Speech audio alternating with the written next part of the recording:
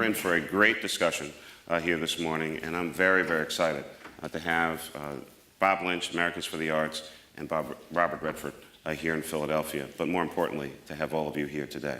Thank you so much. Please welcome a great friend of the arts and business and Americans for the Arts, Robert Redford.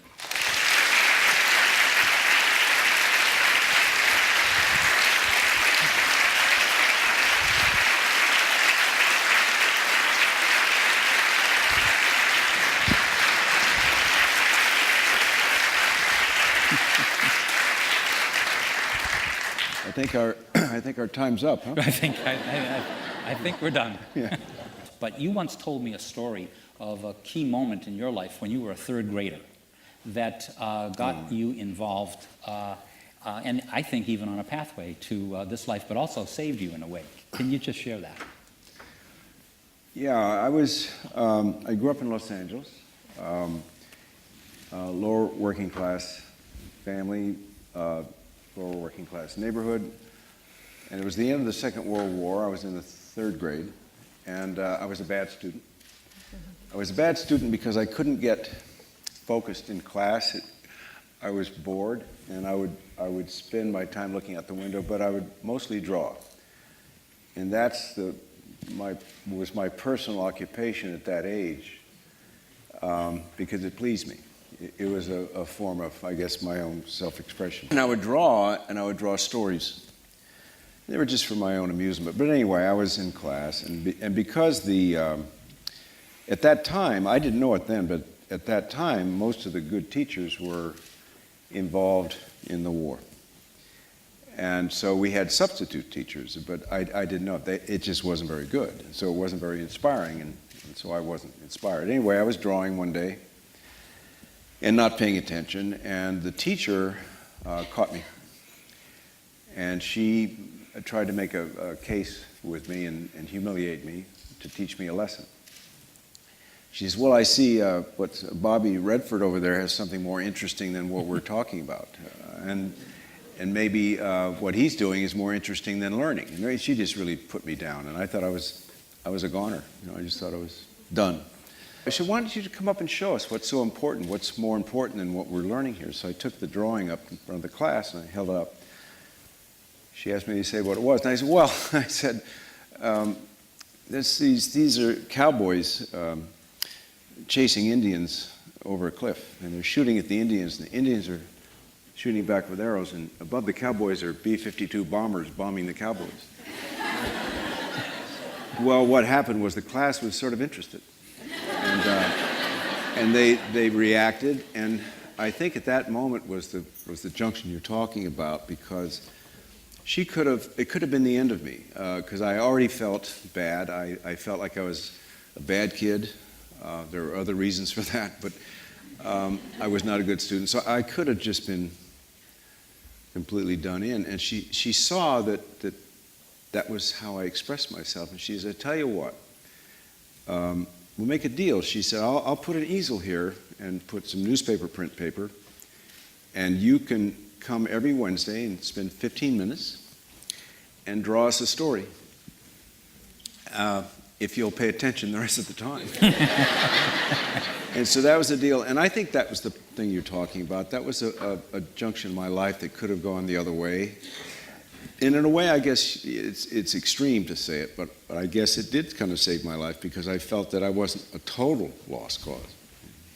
One of the things, you had this beautiful place that you were enjoying, and some 30 years ago, you were well into a successful career as an actor and director, and you could have just focused there.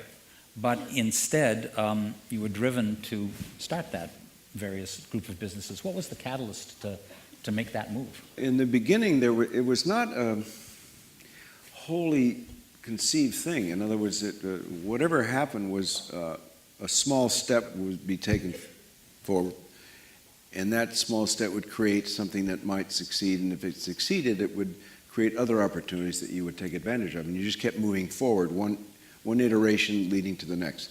My first involvement with business, because I never saw myself as a businessman, and to this day I think I probably have a struggle if somebody said, well, you're a businessman, it's something that doesn't hit my ear right, considering how I started my life. But I think I started as an artist because that's what I am. And then because of success, it opened up for new opportunities where I could expand whatever skills I had, I could expand into other areas and push myself forward, and that felt good. And so suddenly you create an idea, and because nobody votes for a new idea, you have to kind of bear it and prove it yourself. And then if you get it to a point where it looks like something, then you might get some support and so forth. And one thing leads to another. Next thing you know, you've got a business or a brand. And for me, a brand was always something you stamped on cattle. And so I couldn't adjust to a brand being associated with me. It just happened because I wasn't thinking about that. And so therefore, when suddenly you find yourself, in order to develop the idea you have, you're in business.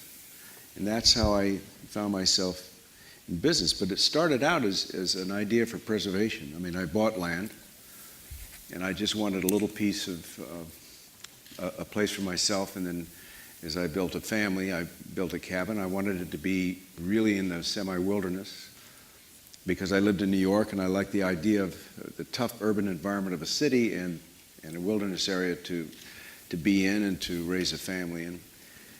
And then when I started to expand, I would add more land to protect that initial investment.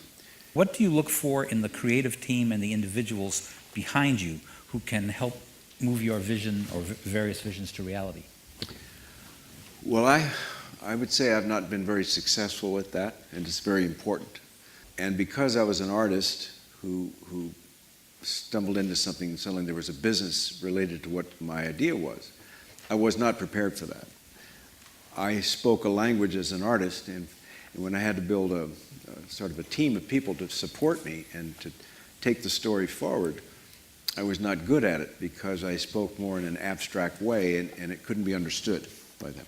So it was a language I had to learn in order to survive, and that took me into that area. And what I came to realize, the first time I ever spoke to a group of people in business, I was completely out of it. I mean, just totally naive. I just finished the film Butch Cassidy, and I just starting Sundance at that time, and I was asked to speak to a bunch of bankers. And I said, well, I don't know what to say to them. I don't know what, this is a weird state, to get a loan. And so they said, that doesn't matter, just talk to them. And so anyway, I got up to speak, and I was nervous, and what came out was kind of like a harangue because I was so nervous. And I said, why is it so hard to get a loan in this state, and don't you know you can't take it with you, and blah, blah, blah, blah. So all the wrong things. I just said all the wrong things. And when it was over, it was just dead silent, and everybody was filing out, and I thought, God, I've just totally blown it, Sundance, I'm never going to get a loan.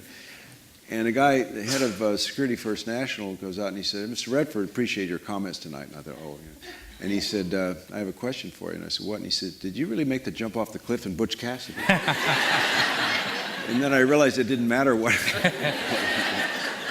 But I still had to learn. I had to learn how to speak and how to listen.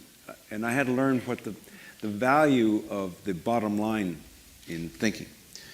And so therefore, in starting Sundance, I had to rely on people who would come in and carry the idea forward because I was not good at it. And then that's when I realized how important the people you bring in are. That first of all, they have to understand what your idea is.